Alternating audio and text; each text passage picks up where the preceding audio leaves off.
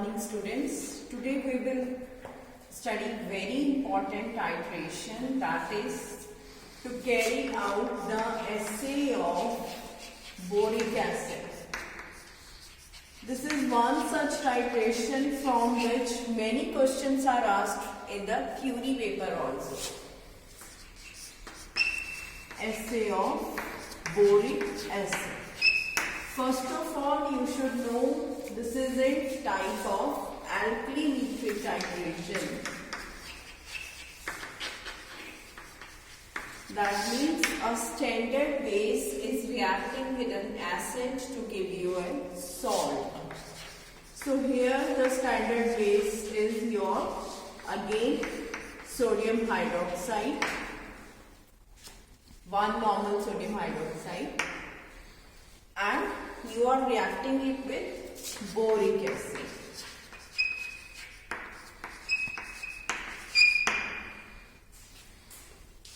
To give you salt. But the very most important question in this titration is boric acid is a weak acid.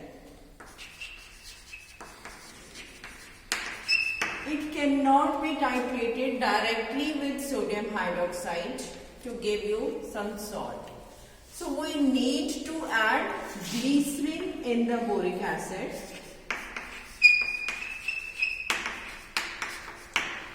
Glycerin is slightly acidic in nature. So we have to first neutralize it with sodium hydroxide before adding it in this titration.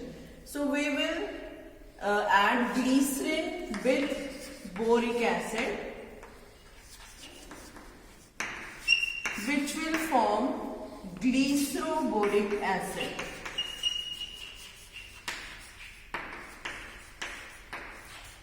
The chemical equation is very given in your theory books as well as practical books, that glycerin is when boric acid is a weak acid, but when glycerin is added, then we get glyceroboric acid, which becomes stronger in action so that it can be titrated with sodium hydroxide.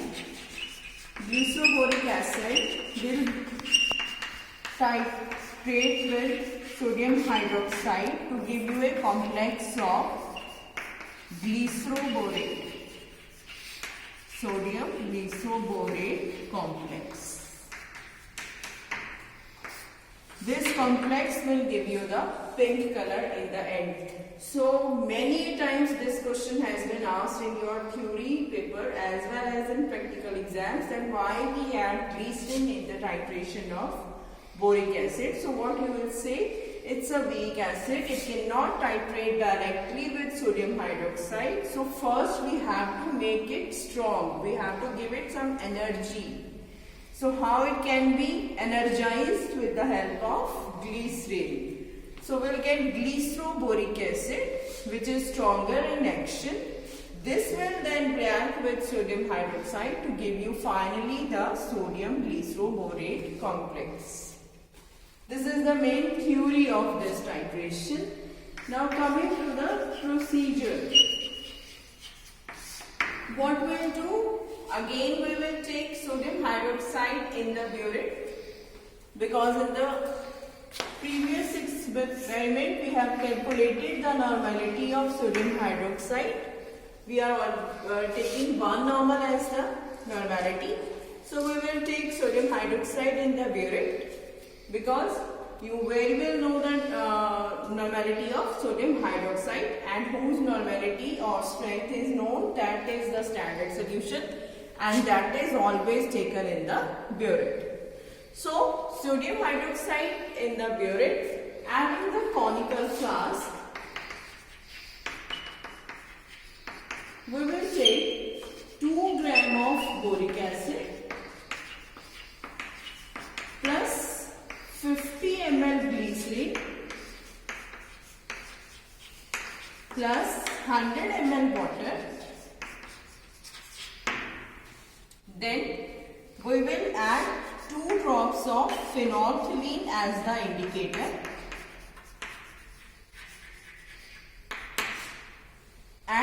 again we will get the pink color. So in all the alkyl titrations, the end point is from colorless to pink. So boric acid, glycerin, water, phenolphthalein, and finally the pink color. Now coming to the percentage purity, and the aim of the experiment is to do the assay. In assay we have to find out the percentage purity. In standardization we will find out the normality. So for assay of boric acid, we will apply a formula.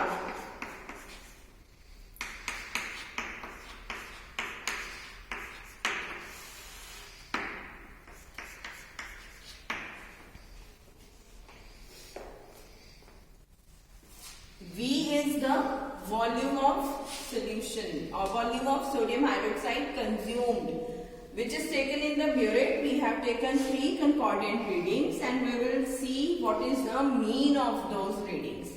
So V is the volume of sodium hydroxide. Suppose it comes out to be 12.5 volume of sodium hydroxide consumed in getting the pink color. M is the M or N. Here we are doing the calculations in normality. So N is the normality of sodium hydroxide, which we have already calculated in previous experiments.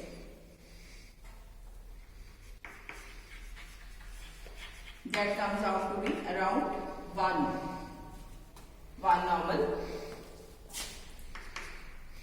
And W is the weight of boric acid. What was the weight we have taken? It is 2 grams. So this is the factor of boric acid. That I have already told you how do we calculate the factor from the molecular weight of the boric acid. So percentage purity is after applying all these values in this formula, and again we multiply it with 100 to get the percentage, and whatever is your answer, suppose 90% or